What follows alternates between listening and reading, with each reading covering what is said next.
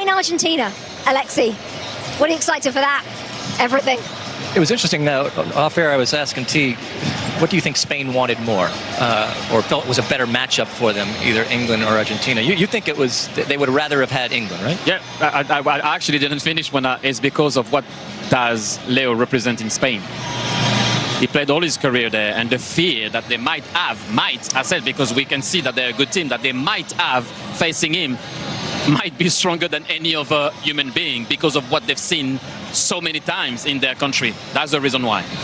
Well, what we saw over here, we came on air, and I was calling it a knife fight, and it was, with the fouls and the yellow cards and just the beautiful ugliness, if you will, of this game. And we talked about the game yesterday that involved Spain. That was a much more refined type of affair. And so now you have these kind of two competing cultures clashing in this final. What we saw yesterday from Spain in terms of the possession, I don't think that that's necessarily going to change against a team like Argentina. I will say this, time and time again, we have questioned this Argentina team in going to the well and wondering if it's going to come up empty. Again here tonight, they showed that it isn't. But is this the night where they took that last scoop? I don't know. Are you going to bet against them with a guy like Messi and with what this team is? There always seems to be a little bit of water in this Argentinian well, and it's served them well. Zlatan, the final? Listen, Spain handled France very good. I believe they can handle this Argentina also. They're going to play their possession. Argentina is not a counter-attack team. They like the way they played today. Obviously, England went too defensive and they had the possession. They were attacking. But I believe Spain is going to do their thing. They're going to play collective. They're going to give and go, keep those passes go around. And then you're going to challenge on the sides with Yamal. And I believe Argentina, if they don't have patience, they're going to start hunt the ball and lose patience and be more aggressive. But I believe Spain is going to dominate that game. For me, look, what else do you want? European champion versus South American champion and world champion. Lamine Yamal versus Lionel Messi. The future, and this guy is the past, the present, and the future, and the forever. So, yeah. Let's wait and see what's going to happen, but I'm excited to see that. Obviously, I would have loved to see France there. You would have loved to see England there. But we're going to play for the third and fourth place. Maybe we should go to Miami and do that one. No, I'm okay. Listen, we are not in the final. England, France, no, US. All failed, but we are going to the final. We are going that's to the what final. that was sure that we were going to the final. And we're going to have a party either way. Even after the red together? Yeah, but she got suspended one game. She was back after that one game. Not only are we going to the final, it's a 4-hour build. Nicolo Ultra, I think you know who it is. The 39-year-old who has dominated this World Cup, whether he scores or not. His dream of back-to-back World Cups is well and truly alive. Lionel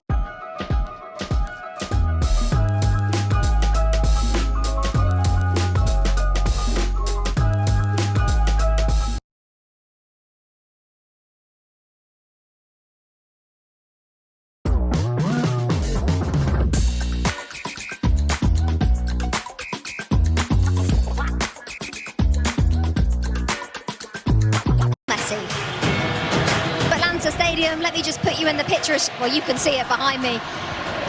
The Argentina fans, very few of them have left their seats, and they are serenading the Argentina players in front of them, especially directly behind us, as you can see there.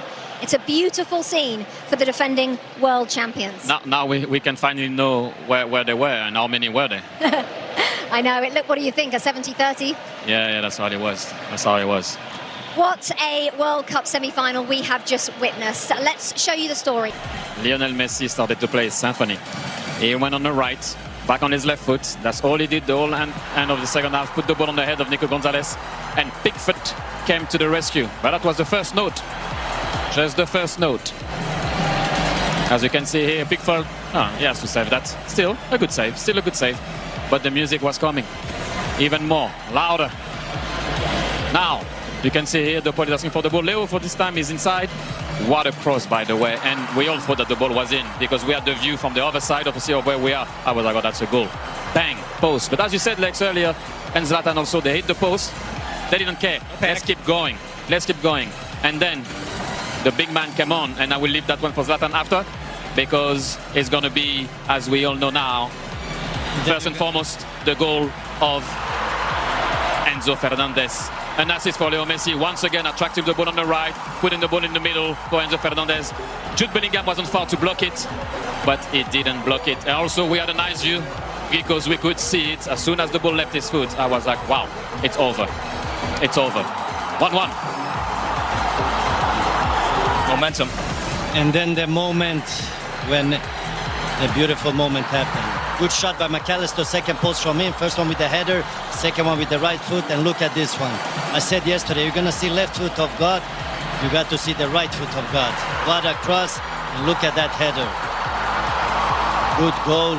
But look at this celebration. Everybody goes to Messi, and not Martinez. Martinez goes also to Messi because they know who the man is, and they know who made the difference, and look how much it means for this guy.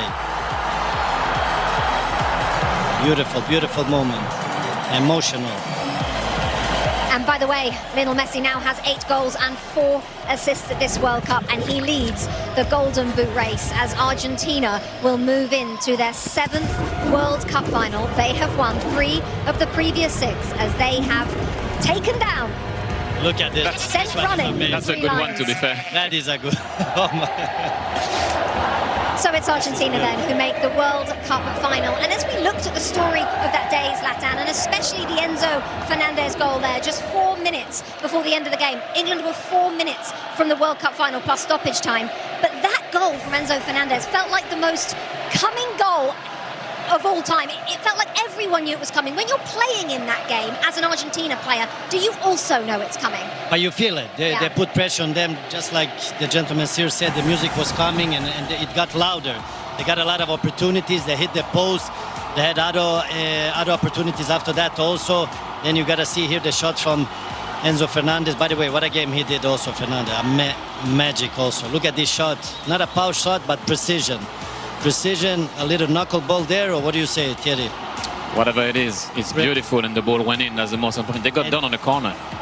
And this makes England even more deeper, in deeper water, how do you say? Like Exactly that. oxygen finish. But before that, they were too defensive. Listen, we can say about Argentina, they're amazing, Messi is amazing.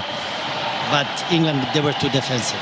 And I'm interested, Thierry, from an England player's point of view, when you are then going deeper and deeper and your manager is essentially sending that message on, I assume, you tell us, do you know you're doing it? Are you trying to step up?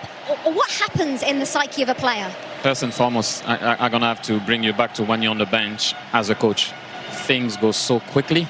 We sit here, we're calm.